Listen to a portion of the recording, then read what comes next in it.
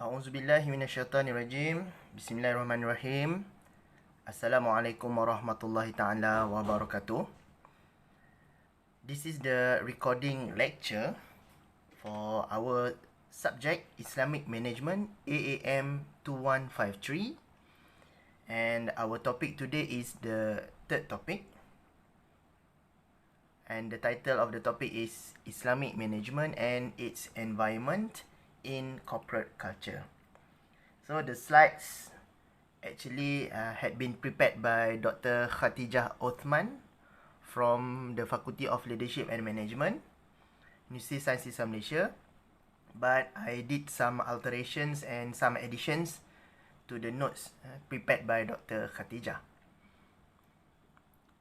So talking about this topic, we need to know the learning outcomes first. At the end of the topic, it is expected that students should be able to, number one, explain the concept of environment in Islam. And the conception of environment here is more on the organizational environment. Number two, differentiate all of the external environment of an organization. Number three, understand the environment of an organization and the culture.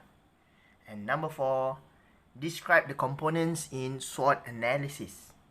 And you should know that all the discussions today will be based on Islamic essence and Islamic perspective about the environment of working in an organization based on Islam. We go to the introduction. So this chapter examines the internal and external forces which affect organization and business. There are a lot of forces, sub of the forces, okay, but it has been segregated into two, the internal and the external forces. The chapter will also explain how the changes in internal and external environment affect the decisions and performance of a company or an organization. So we go to the concept of environment. So talking about environment, simply say, these are some of the concepts that we need to know. Among others are external environment. External environment comprises all events outside a company that have the potential to influence or affect it. Environmental change means the rate at which a company's general and specific environments change. Stable environment means the rate of environmental change is slow. So it means that it is stagnant. Not really stagnant, but it is stable. And then talking about the concept of environment, organizational environments are composed of forces or institutions surrounding an organization that affect performance, operations, and resources. It includes all of the elements that exist outside of the organization's boundaries and have the potential to affect a portion or all of the organization. So this is a diagram to show you the concept of organizational environment. So we have three layers here, and these three layers, according to scholars, been divided into two: the outer and the inner layer of organizational environment. The outer layers are the general environment and task environment, while the inner layer is the internal environment. So we can see there are four major sub-layers or four major components in general environment, which are number one, political or legal aspect, number two, economic aspect, number three, socio-cultural aspect, and number four, technological aspect.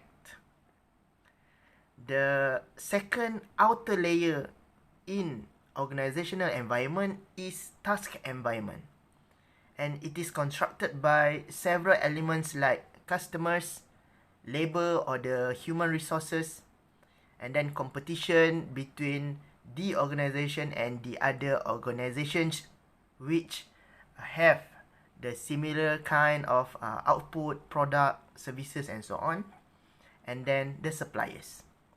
And then the inner layer, or we call it as internal environment, we have such element like employees, the management or the leaders in organization, and then the culture that the organization has.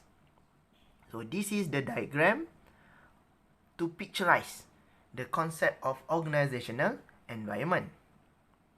I want to share with you the other kind of diagram that show about the same conception of elements in organizational environment, which is like this.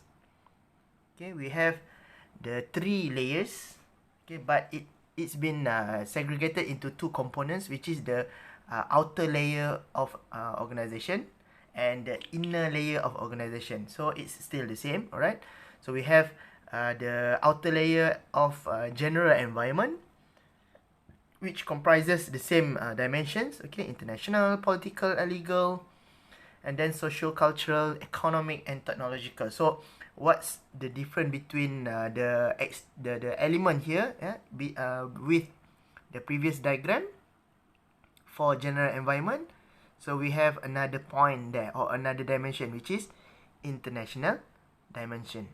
Okay, and then the second layer of the outer layer of organizational environment is task environment.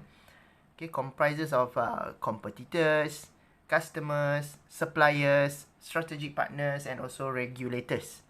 Okay, and the internal environment is comprises of owners of the organization, okay, board of directors, okay, and then the employees, and also the culture of the organization.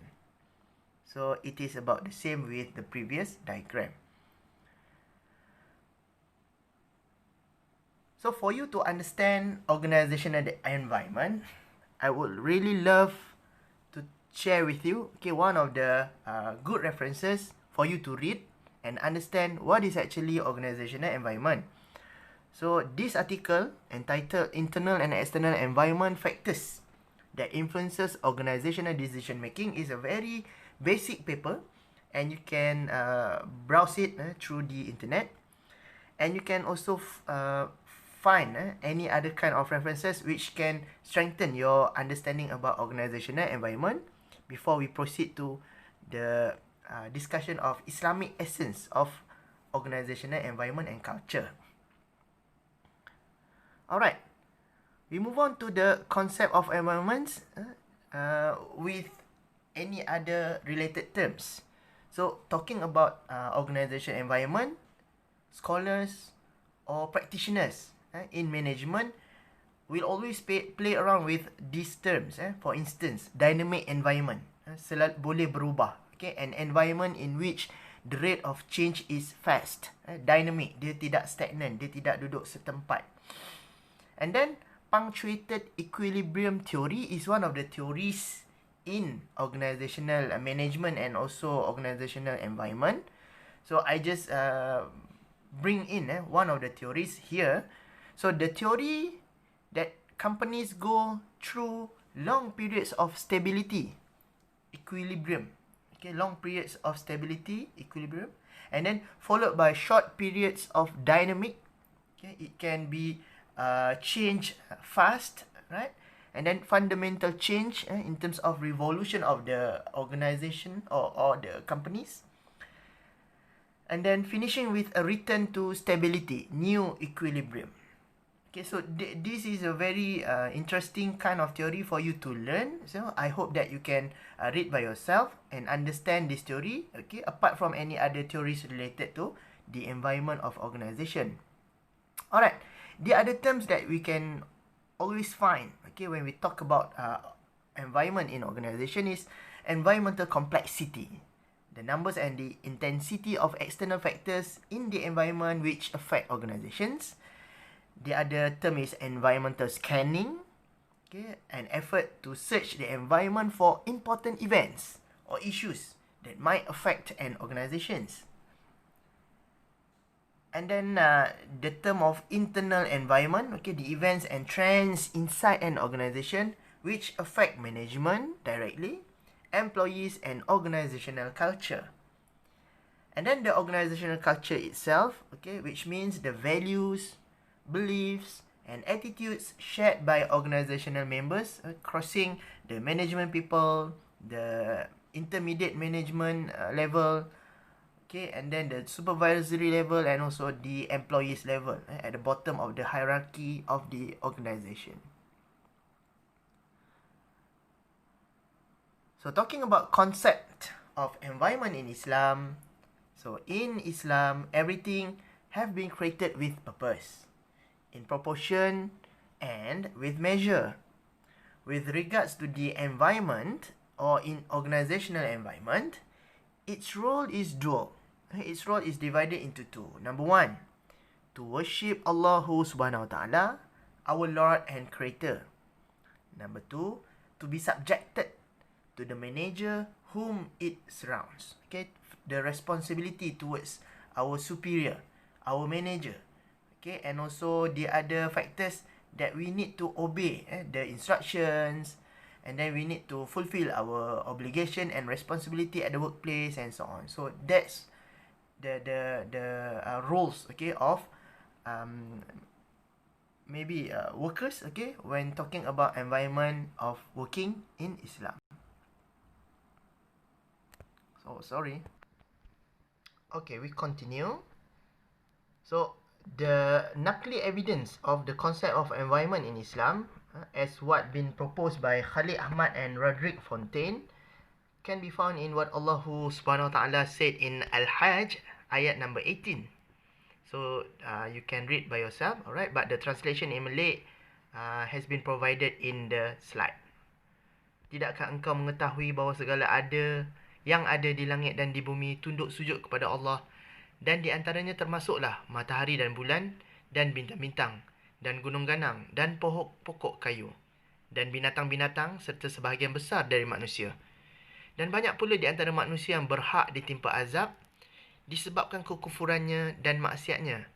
Dan ingatlah, sesiapa yang dihinakan oleh Allah, maka ia tidak akan beroleh sesiapa pun yang dapat memuliakannya. Sesungguhnya Allah tetap melakukan apa yang dirancangnya. And then, talking about environment in Islam as well. So concerning the issue of the subjugation of the environment to man, to facilitate him as his messenger, as his khalifah.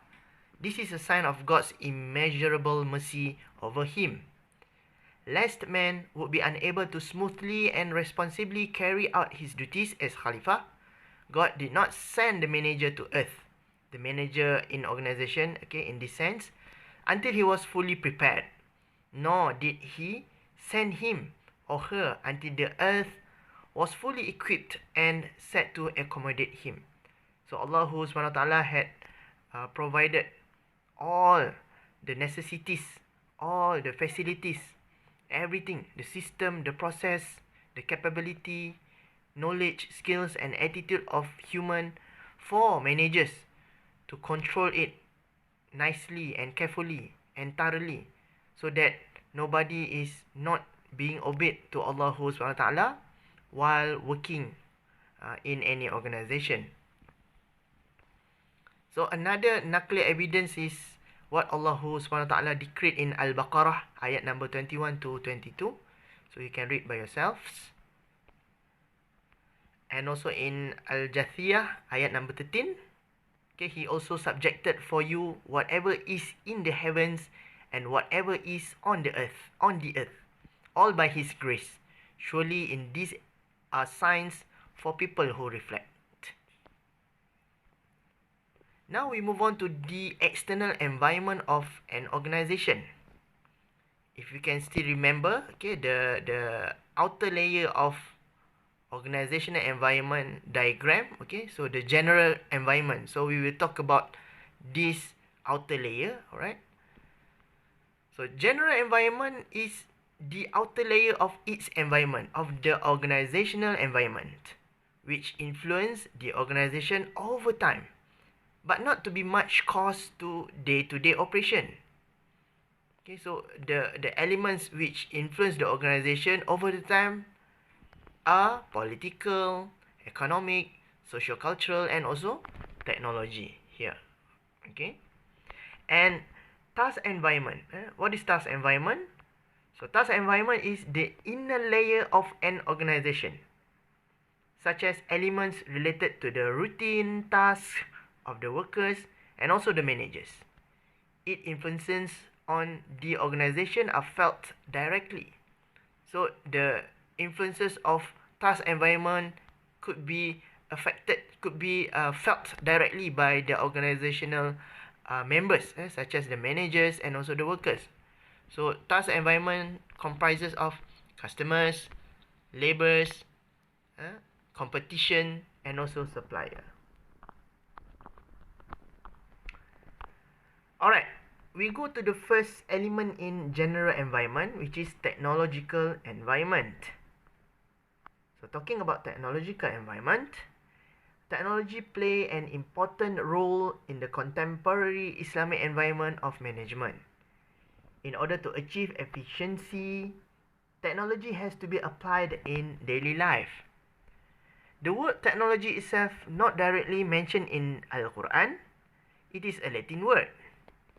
However, Muslims should master technology, since with technology, man can create so many things, such as stated in Al-Quran in Surah Hud, ayat number 37 to 38, and also Surah Anbiya, ayat 80.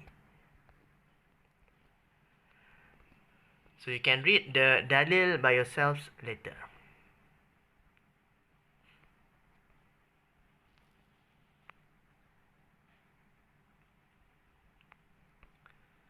So by having the reading of those dalil, Islamic moral values developed under the direction and guidance of Al-Quran, and the teachings of Rasulullah SAW produced generations of scholars whose contributions made the greatest impact on modern science and technology and the inventions that followed.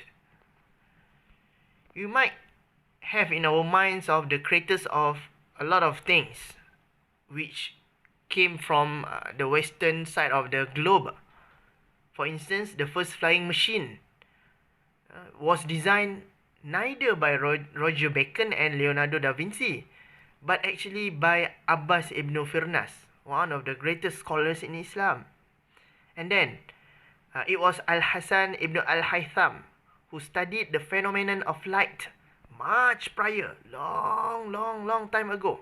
Okay, then the time of Newton and Galileo. And then similar to Jabir ibn Hayyan Al-Khawarizmi and also Thabit ibn Khurrah, who were mathematicians of the greatest caliber, not to Descartes, not to Napier from the Western. And then the second element in the outer layer of organizational environment is socio-cultural environment. Civilizations, culture, tradition, customs, and way of life has become a perennial issue in Islamic societies and their history. Our Prophet Muhammad SAW was guided by the injunctions of Holy Quran, and our Prophet traditions becoming our guidance in practicing Islamic way of life comprehensively, covering all issues which our Prophet already proven in raised the level of Arab society into a highly civilized Islamic nation. Therefore, it is substantial to understand and practices three important relationships. Number one, relationship between Allah and human being. Hablum minallah. So man must have a state of mind to realize that in order to establish peace with the environment, man must first be in peace with the spiritual order to Allah. For instance, through our daily salat. Number two, the relationship between human being and the society. A manager is God's vicegerent on earth entrusted with the honorable task of inhabiting it in accordance with the divine guidance provided. Number 3, relationship between human being and other human being. Take a great care of the relationship between human being to others, since the concept of the day of judgment and life after death will make everybody responsible of every single action they did in this world. So we need to look into the understanding of Surah Al-Zalzalah. Next is the economic element or economic environment. Islam has provided detailed regulations for the economic life of the Muslims, which is balanced and fair in nature. Muslims are to recognize that wealth, earnings, and material goods are the properties of God, and that men are merely His trustees. The principles of Islam aim at establishing a just order in society, wherein everyone would act with responsibility and honesty. So the fundamental principles in Islamic economy are: number 1, Muslims are discouraged to deal in interest. Number 2, Muslims are prohibited in gaining property or wealth by fraud, by deceit, theft, or by other means of falsehood. It is particularly despiteful for a guardian to take any of the property of an orphan, or unlawful to hoard food and other basic necessities. Other than that, extravagance and wastage of matters are strongly discouraged, and also compulsory for us to pay zakah and also offer sadaqah. Next is the legal and political environment. So the laws enforced by the government greatly influence the strategy and objective that the organizations want to achieve. For instance, in Malaysia, all the rules and regulations concerning the companies and business activities are under the general laws, and the Islamic law mainly concerned regarding the marriage, divorce, and inheritance for Muslim. The Islamic law fall under the jurisdiction of state government, while the common law fall under the federal government. Now we move on to the next layer of the outer layer in organizational environment. So we will talk about task environment. So task environment refers to the inner layer of the organization, such as elements related to the routine task of the workers and also to the managers. So the elements comprised in task environment are customers, labor or human resource, competition between any other organizations, and also suppliers. Corporate governance and Islamic culture are those two components that give a big impact on task environment. Now we move on to the next discussion, okay, and this is related so much to the inner layer of the organizational environment, which is the internal environment. So talking about internal environment, we will discuss things related to employees, management, and also culture. Corporate governance through the Islamic culture can only be derived through a reference to Al-Quran and As-Sunnah. During the time of Rasulullah SAW, the companions most probably based their decisions on a careful analysis of this principle and the environmental condition while carrying out their missions in situations such as the following Battle of Badr, Battle of Uhud, and also the Battle of the Trenches. However, an appreciation in this regard makes the claim that the outcome of a forecast cannot be fully determined. One may manage to attain the best position possible, but only to a certain level. Further than that, one's trust should be placed in Allah, the conception of tawakal. So in the context of this discussion, two extremes have been taken into consideration. Number one, overconfidence. This may be a cost for the poor evaluation of the environment. Number two, underconfidence, which may result in no attempts for an evaluation of the environment due to the fear of not being successful in the pursuit. So in light of the above overconfidence and underconfidence, between these two extremes, the approach by Islamic management could be located and categorized as taking the middle road. Thus, with reference to this, a huge database of information in terms of matters such as economic conditions, competitors, and internal information about any company is available. Further, sophisticated plans can be designed to monitor, to look into the environment on a continuous basis. However, it is a well-known fact that a Muslim's performance may much depend on events beyond their control, and this factor should be accounted for. We move on to corporate culture and Islamic principles. What is corporate culture? It is a concept that implies encouraging people in an organization to act as one united body. In other words, the concept may also refer to all acts, practices, rituals, and languages that bind people together within an organization. In a non-Muslim setting, when we talk about corporate culture, the driving forces are the concern for profit, to get more and more money, to gain more and more profit, and then promotion of one's own interest over that of others. But what about in Islam? So in Islamic management environment, corporate culture should be based on a lot of things. Among others are Tawheed and its implication on man, viewing work as an act of ibadah. Number two, Islamic brotherhood. Okay, ukhuwah fillah. And then Islamic social guidelines, not backbiting, no spreading rumors and evil things, and so on. Upgrading skills and knowledge. Okay, and so on. So Islamic values that should be incorporated in corporate culture, among others, are every action should be based on stated intention.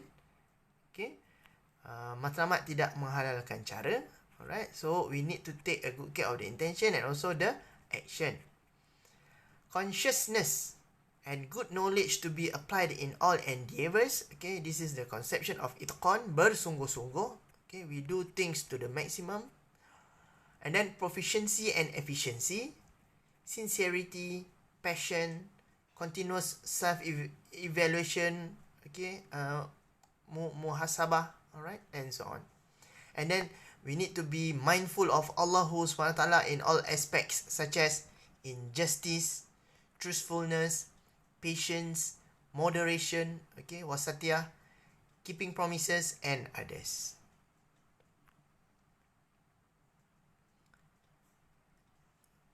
Next, scholars pointed out that many modern management techniques, okay, are based on these values. Okay, what are some of the examples? Okay, ISO system, and then TQM, total quality management, and so on.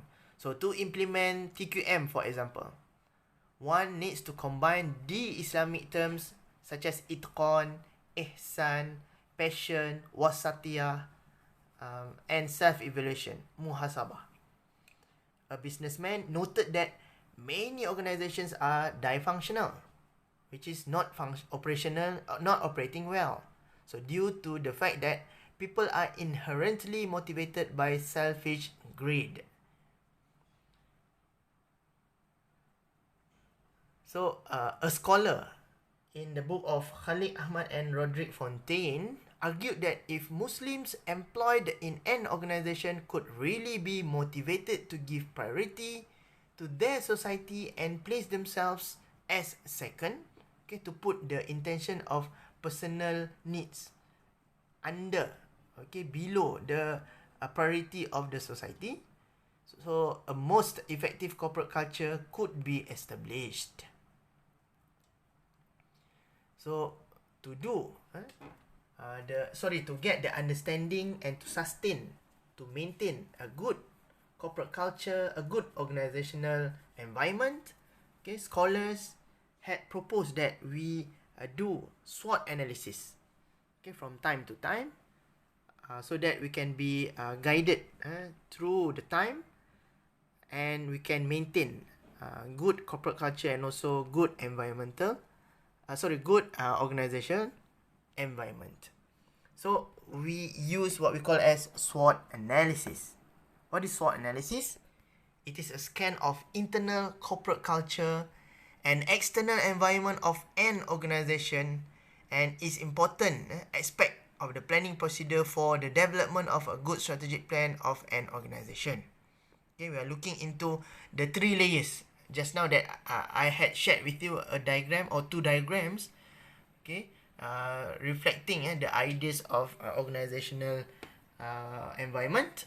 So we are having SWOT analysis on those 2 layers, the internal and external layers. Okay, by having this SWOT analysis, we will understand more about the organizational environment. SWOT analysis provides information that assists in evaluating and comparing the resources and capabilities of an organization with its competitive environment within which it operates. So this is the general idea of SWOT analysis. We have S for strengths, we have W for weaknesses, O for opportunities, and also T, threats, ancaman. Okay, S, strengths, kekuatan, W, weaknesses, kekurangan, O, opportunities, peluang, and also threats, halangan. Okay, so we can have a look here when we talk about internal. Okay, strengths and weaknesses are those 2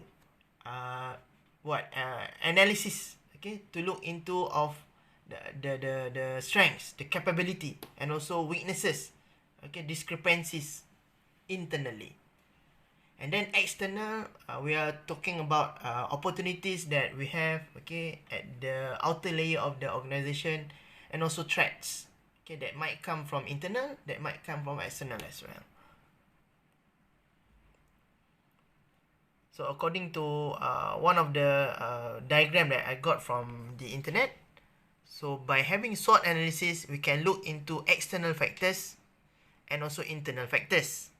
External factors have been analyzed through the opportunities that we have, through the threats that that are burdening us. Okay, so we're looking into technology, competition, economic, political, legal, and social trends for opportunities and threats. And then for internal factors, we look into our own strengths, our organizational strengths, and also weaknesses or discrepancies. Okay, for instance, we are looking into the analysis of our financial capability, technical, competition position, human resources, product line, and so on.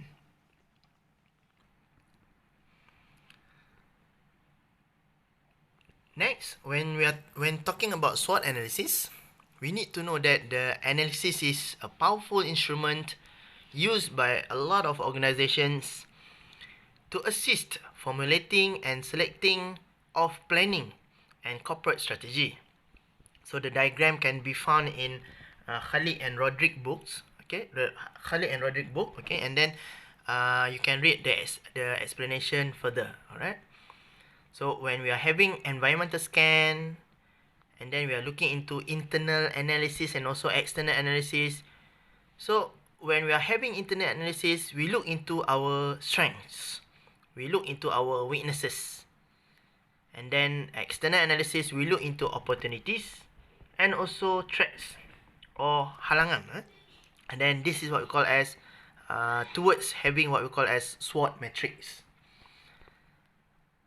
So the diagram here show the SWOT analysis metric. Okay, so we are having strengths analysis, weaknesses, opportunities, and threats. For instance, let us look into strengths and weaknesses. So strengths and weaknesses is are more on internal technicality, okay, in the analysis. For example, alright, we look into strengths first.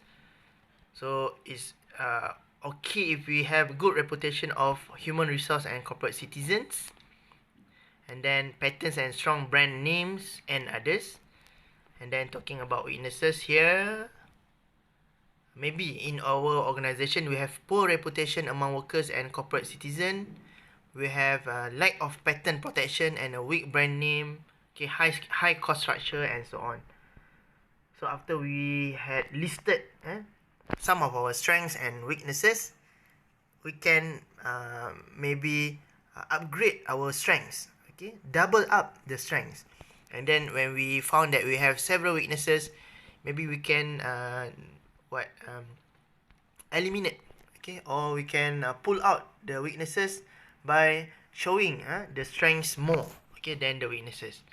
And then talking about opportunities and threats, okay, maybe out there, out of the organization, the opportunities are like an unfulfilled customer needs, arrival of new technologies, and so on. So those are the new technologies that we can use to upgrade the operation of our organization. Or if we look into the technicality or the production parts, okay, technology will help us to boost more production, okay, more products, more services, and so on. So this will fulfill the customer's needs. Okay, we might come out with new products or new services, so that will fulfill the needs of the customer. And then if we look into maybe the example of threats here, okay, maybe halangan, okay, ancaman. I take the second threat, okay, emergence of substitute product. Maybe our organization produced a product, okay, long time ago, maybe 50 to 60 years ago, okay, since 50 or 60 years ago, we have a good product and it's been accepted by the public. But emergence of substitute product by any other competitors might be threats for our product.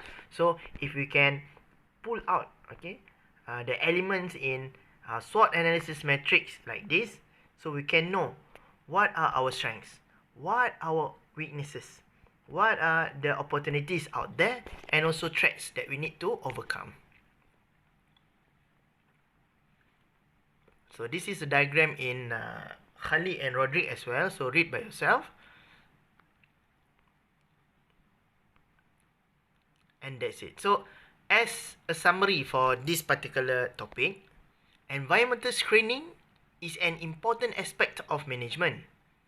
Analysis of the environment is also a practice that may develop through experience from time to time. In this regard, Islam, however, makes certain compromises in terms of the following factors. Number one, over-reliance on data, statistics, and experience, where the assumption is that the future can be forecast with full accuracy. Number two, over-reliance on tawakal, an approach in saying that Muslim managers may not be proactive in performing properly. So a key aspect of a successful scanning strategy would be to create the right Islamic corporate culture. Once this has been achieved, a Muslim organization would have its competitive advantage. Therefore, in this respect, the SWOT analysis is an important tool of an organization by allowing the future to be more clearly visualized in attempting to plan for the future. However, apart from this, one's trust should be placed with Allah. So before we end up our lecture, so these are some of the examples of the current situation of organizations. We are having pandemic, COVID-19 pandemic. So there are a lot of organizations had been shut down, or if the organization is still there in the industry, maybe they shrink the operation of their organization. Maybe they had pulled out Okay, they need to terminate half of the workers so that the company or the organisation can be sustained. So what happened to AirAsia, for instance? So you can have a look into the link of YouTube here. Alright, so the links here shown the current situation of AirAsia and how it overcome the issues arisen based on COVID-19 pandemic. And then you might want to look into challenges during COVID-19 among the other competitors of AirAsia. Alright. And there is also an instance of any other organisation which could still sustain, okay, amidst this COVID-19 pandemic. For example, Faizah Senayan Berhad. You know Faizah, okay? Faizah Herbal Pony Taj Mahal Rice, okay, and so on. So, businesses not just to get rich, okay, in any circumstances, ups and downs, okay? Like Faizah Senayan Berhad, they stated that the objective of the organisation is to become one of the largest zakat payees in Malaysia. You can read the article here by Faizah. Alright.